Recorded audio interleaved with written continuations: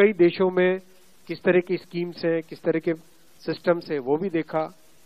फिर भारत की जो अर्थव्यवस्था है और केंद्र सरकार का बजट है, उसको समझने के लिए रिजर्व बैंक ऑफ इंडिया के साथ, वर्ल्ड बैंक के साथ, सबके साथ कंसल्टेशंस हुए और इस कंसल्टेशन के बाद में एक यूनिफाइड पेंशन स्कीम का रिकमेंडेशन इस कमेटी ने किया।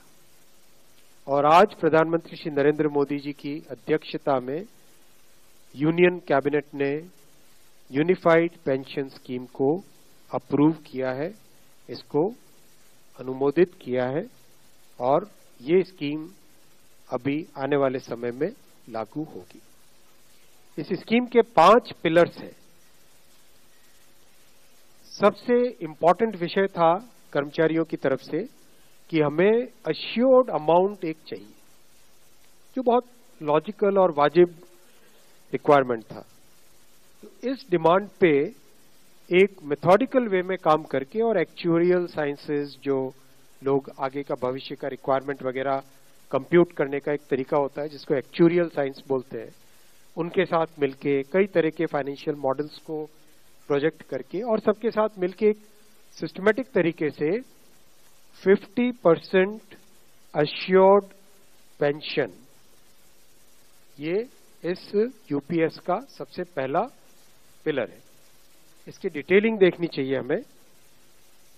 जो ये अमाउंट मिलेगा वो रिटायरमेंट से पहले के 12 महीनों की एवरेज बेसिक पे का 50% होगा। मैं रिपीट कर रहा हूं, अश्योर्ड पेंशन का जो अमाउंट है that will be the average of basic पे ऑफ 12 मंथ्स बिफोर सुपर एनुएशन, उसका 50% होगा। और इस फुल पेंशन के लिए जो क्वालिफाइंग सर्विस रहेगी वो रहेगी 25 इयर्स, यानी 25 वर्ष तक अगर किसी ने काम किया है, सेवा की है, तो उसको फुल पेंशन यानी जो ये अश्योर्ड पेंशन का अमाउंट है वो मिलेगा। 25 साल से अगर कम है लेकिन 10 साल से ज्यादा है तो उसमें प्रोपोर्शनेट पेंशन रहेगी, प्रो रेटा वो पेंशन का अमाउंट बनेगा। जो कभी किसी कर्मचारी की डेथ हो जाए तो फैमिली पेंशन एक बहुत बड़ा, स्पाउस के लिए ये बहुत बड़ी एम्प्लॉयज की एक रिक्वायरमेंट थी, डिमांड थी। तो सेकंड पिलर इस यूपीएस का है अश्योर्ड फैमिली पेंशन। किसी भी कर्मचारी के डिमाइज से पहले, इमीडिएटली पहले जो पेंशन थी, अमाउंट था, उसका 60% मिलेगा एम्प्लॉय के, डिसीज्ड एम्प्लॉय के स्पाउस को। ये सेकंड पिलर है। थर्ड पिलर है अश्योर्ड मिनिमम पेंशन।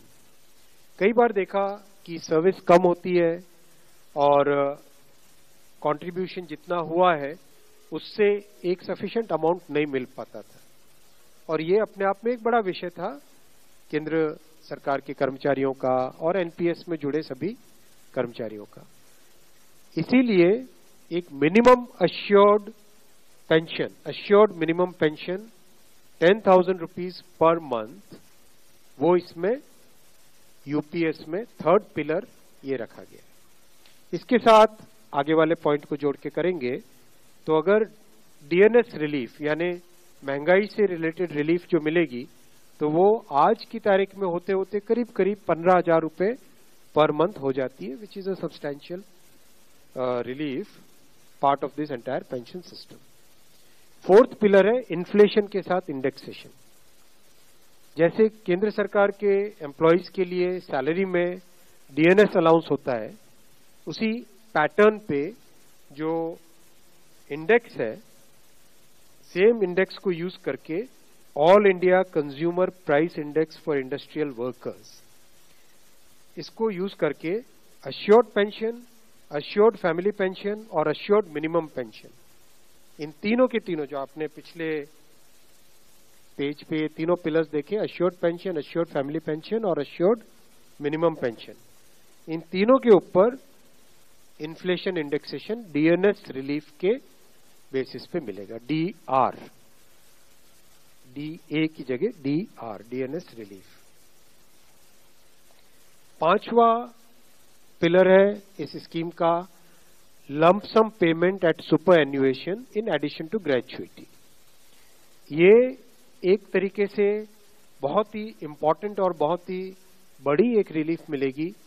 जब सुपर एन्युएशन होता है तो उसके बाद में इंसान अपनी लाइफ को प्लानिंग जिस तरह से करना चाहिए तब कई बड़े खर्चे आते हैं, इसलिए ये लंप सम एक अमाउंट तय किया गया।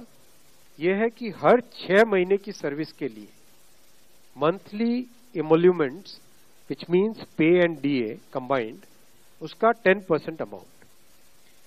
तो ये एक अपने आप में सब्सटैंशियल एक अमाउंट रह जाएगा। जैसे मान लीजिए किसी का 30 इयर्स की सेवा है तो उसमें करीब करीब 6 महीने की सैलरी, सोमनाथन साहब दैट्स करेक्ट ना, करीब करीब 6, तो उसको 6 महीने की इमोल्यूमेंट्स जो उसकी रहेगी पे प्लस डीए मिला के वो एक लमसम अमाउंट की तरह मिलेगा। ये 5 पिलर्स को लेके आज यूनिफाइड पेंशन स्कीम अप्रूव हुई है। ये स्कीम केंद्र सरकार के करीब 23 लाख कर्मचारी, करीब 23 लाख एम्प्लॉयज हैं, उनको इसका बेनिफिट मिलेगा। ऑप्शन रहेगा, कोई अगर एनपीएस में रहना चाहे तो एनपीएस में रह सकता है, यूपीएस में ऑप्ट करना चाहे which is naturally a very attractive scheme तो उसमें ऑप्ट कर सकता है। प्लस राज्य सरकारें अगर इसी फ्रेमवर्क को, इसी आर्किटेक्चर को यूज करना चाहे तो राज्य सरकारें भी इस आर्किटेक्चर को यूज कर सकती है। अगर राज्य सरकार के कर्मचारी भी इसमें शामिल होते हैं तो करीब 90 लाख के आसपास टोटल कर्मचारी इसका बेनिफिट मिलेगा।